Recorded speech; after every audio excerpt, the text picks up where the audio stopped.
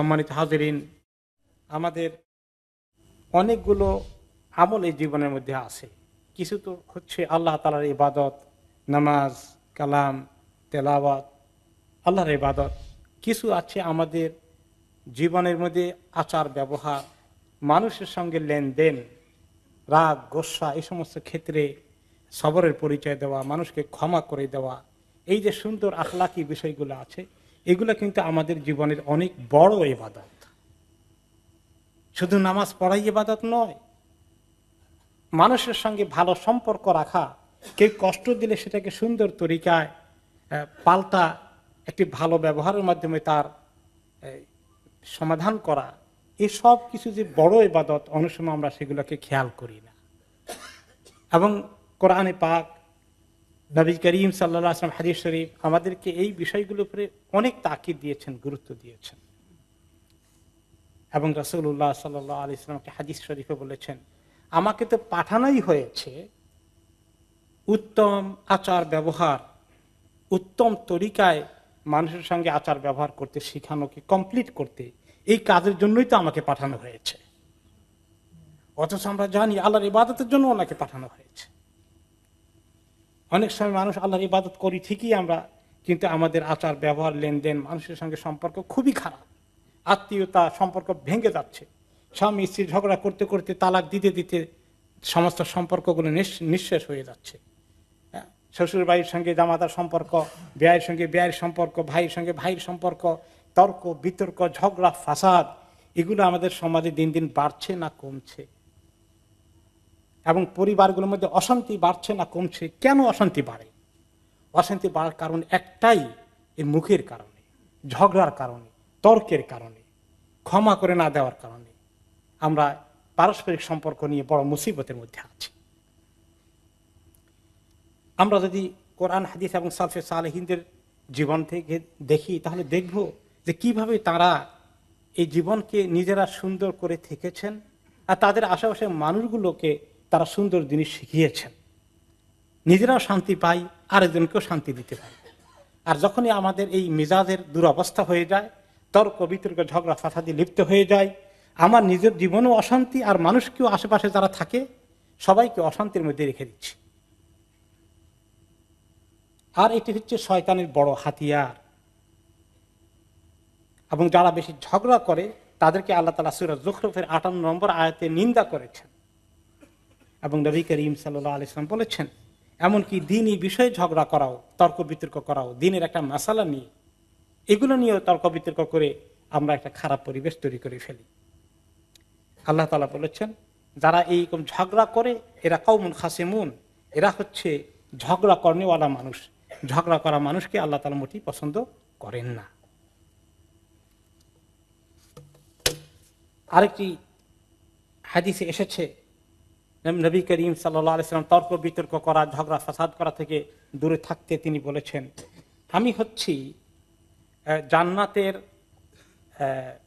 Guarantee দিতে আল্লাহ আমাকে পাঠিয়েছেন, যে ব্যক্তি ঝগড়া ফাসাদ থেকে দূরে থাকে, তর্ক বিতর্ক করেন না। এমনকি সে যদি রাইট থাকে, তার পয়েন্টটা ঠিক আছে, যে তার সঙ্গে উল্টা করছে সে রং, এরপরেও সে ঝগড়া বাড়ায় না, আমি তার জন্যে জান্নাতে ঘর বানানোর, ঘরের সুখবর দিতে আল্লাহ তাআলা আমাকে দায়িত্ব দিয়েছেন। আর যে ব্যক্তি তর্ক ছেড়ে দেয় বা মিথ্যা ছেড়ে দেয়, মিথ্যা কথা বলে না, এমনকি যোগ করতে গেলেও মিথ্যা কথা বলে না, আমি আল্লাহ তাআলা আমাকে সুসংবাদ দিতে বলেছেন, তার জন্য জান্নাতের একদম মাঝখানে ঘর বানানো হবে। আর যে ব্যক্তি তার আখলাক, আচার ব্যবহার, লেনদেনকে সুন্দর করেছে, মানুষকে কষ্ট দেয় না সাধারণত, তার জন্য সুসংবাদ দিয়েছেন আল্লাহ তাআলা, জান্নাতের সর্বোচ্চ জায়গায় ঘর বানানো হবে।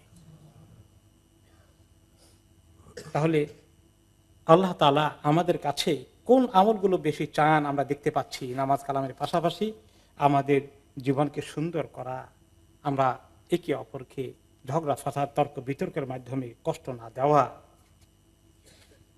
আরেকটি হাদিসে রাসূলুল্লাহ সাল্লাল্লাহু আলাইহি ওয়াসাল্লাম বলেছেন যে দান সদকা করার কারণে কারো অর্থ সম্পদ কমে যাবে না।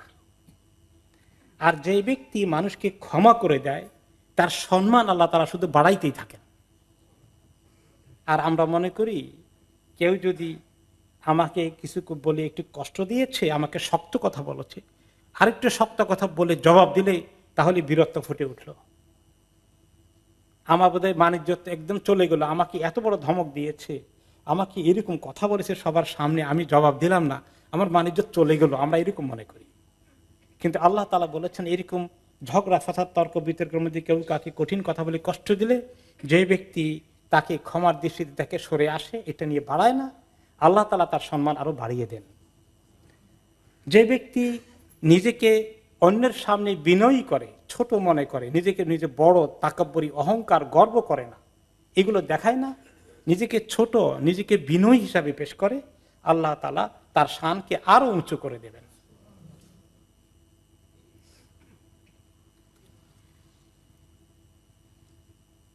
এই ঝগড়া ফাসাদের ব্যাপারে ইমাম আল-আউজাই রাহমাতুল্লাহ আলাইহি বলেন, আল্লাহ তাআলা যদি কোনো লোকগুলোকে খারাপ কাজে লাগাইতে চান, যে তাদের কিসমতে ভালো কাজ নাই, তখন আল্লাহ তাআলা তাদেরকে তর্ক বিতর্ক আর ঝগড়া ফাসাদে লাগিয়ে দেন, আর তাদেরকে ভালো আমল থেকে আল্লাহ তাআলা বঞ্চিত করে দেন, মাহরুম করে দেন।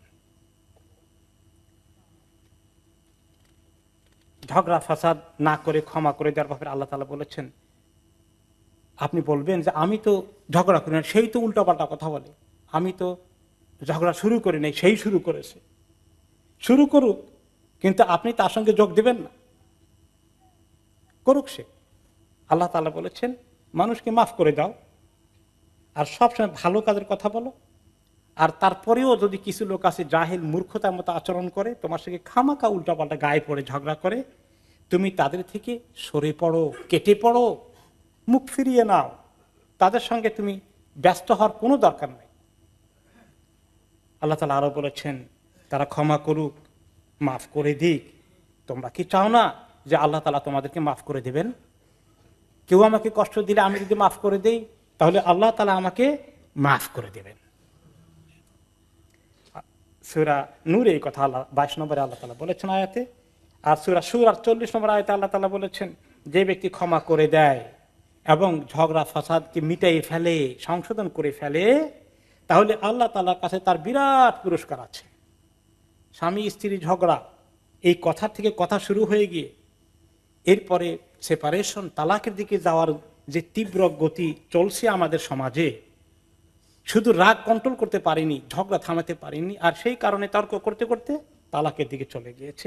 এরকম কাহিনী এখন আমাদের সমাজে আগুনের মতো ছড়িয়ে পড়ছে, বিবাহগুলো ভেঙে যাচ্ছে। বড় বিষয় কিছু না, শুধু কথাবার্তা, একজন আরেকজনকে কষ্ট দিয়েছে, খোঁচা দিয়েছে, তর্ক করেছে এবং অভিযোগ করেছে, অন্যায়ভাবে তহমত দিয়েছে, এগুলো নিয়ে চলছে শুধু ঝগড়া ফাসাদ। আর এই তারপরে স্বামী স্ত্রীকে ক্ষমা করতে পারছে না, স্ত্রী স্বামীকে ক্ষমা করতে পারছে না, তারপরে এক পর্যায়ে তালাক হয়ে যাচ্ছে শুধু কথার কারণে। তো যে ব্যক্তি স্ত্রী যদি স্বামীকে কষ্ট দেয়, স্বামী যদি সবর করে মাফ করে দেয়, তাহলে আল্লাহ তাআলার কাছে তার বিরাট পুরস্কার আছে। আর স্বামী যদি স্ত্রীকে কষ্ট দেয়, স্ত্রী যদি সবর করে, তর্ক বিতর্ক এবং এগুলার পাল্টা অ্যান্সার করতে না যায়, আল্লাহর দিকে তাকিয়ে সবর করে ফেলে, তাহলে সেই স্ত্রীর জন্য আল্লাহ তাআলার কাছে বিশাল পুরস্কার আছে এই সম্পর্কটা না ভাঙার জন্য।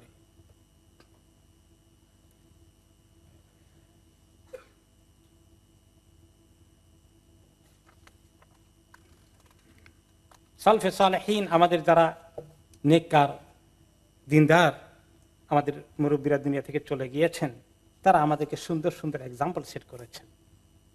এমনকি সুন্দর হাদিসে চমৎকার কথাগুলো এসেছে। এক লোক সাহাবী খালিদ ইবনে ওয়ালিদ রাহমাতুল্লাহ আলাইহিকে খুব গালিগালাজ করলেন, অন্যায়ভাবে কিছু অন্যায় কথা বললেন। তিনি শুধু তার দিকে একটু তাকালেন, একটি কথার জবাব দিলেন না। তাকিয়ে কি কথা বললেন জানেন? যে দেখো, তুমি তোমার আমল নামা জোগাড় করছো, তোমার আমল নামাটায় তুমি কি রাখবা এটা তোমার খুশি। এই কথাগুলো তার আমল নামায় যোগ হবে না। কাউকে কষ্ট দিয়ে কথা বললে, কাউকে গালি দিলে কার আমল নামায় লেখা হবে? নিজের আমল নামায় লেখা হবে। তিনি বললেন তুমি তো আমার আমল নামা পরিপূর্ণ করছো না, তোমার আমল নামা জোগাড় করছো কিন্তু। বাস এই কথা বলে তিনি থেমে গেলেন। ইমাম ইয়াহইয়া ইবনে মাঈন রাহমাতুল্লাহ আলাইহিকে একজনে গালিগালাজ করলো, তিনি কিচ্ছু উত্তর দিলেন না, অন্যায় বকাবকি করলো। তো কাছের লোকজন বললেন, তো কিচ্ছু জবাব দিলেন না তাকে। তিনি বললেন, তাহলে এত লেখাপড়া কেন করলাম, আমি যদি তার মতোই হয়ে যাই। সুবহানাল্লাহ, কি লেসন আমাদের জন্য। ফুদাইল ইবনে গাযাওয়ানকে ব্যাপারে একজনে বলল যে অমুক লোক আপনার নাম নিলেই খালি কতক্ষণ গালিগালাজ করে, আপনার দুশমনী তার ভিতরে এত বেশি। তো তিনি তো কোনো কারণ খুঁজে পাচ্ছেন না। তো তিনি বললেন, তাকে যে লোক তাকে এই কাজের জন্য উৎসাহিত করে, তাকে আমি তার রাগ উঠিয়ে ছাড়ব। কেমনে তার রাগ উঠাবো? যেই লোক তাকে দিয়ে এটা করায় তার রাগ উঠাবো আমি, তাকে তার রাগকে বাড়িয়ে দেব। শুধু আমি এই কথা বলবো, গফারাল্লাহু লাহু, আল্লাহ তাকে মাফ করে দিন, আমি তাকে এই কথা বলবো। আর এতে করে যে তাকে উৎসাহিত করেছে সে প্রচন্ড কষ্ট পাবে, রাগের মধ্যে পড়বে। তখন বললো, কে তাকে এত উৎসাহিত করলো আর তার রাগ বেড়ে যাবে তোমার এই কথার কারণে? তিনি উত্তর দিলেন, শয়তান। শয়তান তাকে দিয়ে এগুলো করায়, আমি ওই লোকটাকে বলবো আল্লাহ তোমার মাফ করে দিক, আর শয়তানের রাগ কষ্ট দুঃখ অনেক বেড়ে যাবে তাতে। আর যে সুন্দর এক্সাম্পল এসেছে, আলী ইবনে হুসাইন, ইমাম হুসাইনের ছেলে আলী, যার নাম ছিল জয়নুল আবেদিন, যার উপাধি ছিল, তিনি একটি হাদিস বলেছেন যে কিয়ামতের দিন আল্লাহ তাআলা ডেকে বলবেন, যারা উঁচু মর্যাদার অধিকারী তোমরা সবাই এদিকে চলে আসো, তোমরা সবাই জান্নাতে যাওয়ার জন্য এদিকে আসো। বেশ কিছু লোক উঠে আসবেন এবং তাদেরকে ফেরেশতারা বলবেন বা আল্লাহর পক্ষ থেকে বলা হবে, তোমরা জান্নাতের দিকে চলে যাও। জান্নাতের দিকে যাচ্ছেন ওনারা, হিসাব নিকাশ ছাড়াই জান্নাতে চলে যাচ্ছেন। ফেরেশতারা বলবেন, কোন দিকে রওনা হয়ে গেলেন সবাই, হিসাব নিকাশ তো এখনো হয়নি। তারা বললেন, জান্নাতে যাব। হিসাবের আগেই জান্নাতে যাবেন? কেমনে? হ্যাঁ, আমরা অবশ্যই হিসাবের আগে জান্নাতে যাব। তাহলে বলো যে হিসাবের আগে জান্নাতে যাওয়ার জন্য আপনাদেরকে পারমিশন দেওয়া হয়েছে, কি কারণে বলেন তো, আপনারা কারা? বলেন যে আমরা হচ্ছে ওই লোকগুলো যাদেরকে আল্লাহ তাআলা অতিরিক্ত মর্যাদায় ভূষিত করেছেন। কিসের এত অতিরিক্ত মর্যাদা তোমরা পেলা? যে আমাদের প্রতি কেউ যদি মূর্খর মতো আচরণ করে, উল্টা পাল্টা বকাবকি, অন্যায় কথা বলে, তর্ক করে, ঝগড়া করতে চায়, আমরা সেটাকে সবরের সাথে মেনে নিয়েছি, তাদেরকে পাল্টা গালিগালাজ কিচ্ছু করিনি। যখন আমাদের প্রতি এরকম ব্যবহার করতে গিয়ে জুলুম করেছে, আমরা শুধু সবর করেছি, দুর্ব্যবহার করেছে, মাফ করে দিয়েছি। এই কথা শুনে ফেরেশতারা বলবেন, তাই তো, যাও, তোমাদের কত সুন্দর পুরস্কার আল্লাহ তাআলা দিয়েছেন। আসুন তাহলে আমরা ঝগড়া ফাসাদ বন্ধ করতে পারি কিনা। হে ভাই বোনেরা, স্বামী স্ত্রীগণ যারা ঝগড়ায় আছেন, তর্কে আছেন, কষ্টে আছেন, সেপারেশনে আছেন, তালাকের দিকে চলে যাচ্ছেন, এই জিনিসগুলো একটু মাথায় ঢুকাই যে আমরা যে সবর করি, মাফ করে দেই, আল্লাহ তাআলার কাছে আমাদের কি বিশাল পুরস্কার আছে। আল্লাহ তাআলা আমাদেরকে তৌফিক দান করুন। এই সমস্ত কারণে ভাই ভাই ঝগড়া, চাচা ভাতিজায় ঝগড়া, পার্টনারে ঝগড়া, লেনদেন দেনা পানার থেকে বেশি কষ্ট দেয় একে অপরকে কোনটা দিয়ে? এই মুখ দিয়ে। এই জন্যই নবী করিম সাল্লাল্লাহু আলাইহি ওয়াসাল্লাম বলেছেন, বেশি মানুষ জাহান্নামে যাবে মুখের কারণে, মুখের আমলের কারণে বেশি মানুষ জাহান্নামে। আল্লাহ তাআলা আমাদেরকে হেফাজত করুন।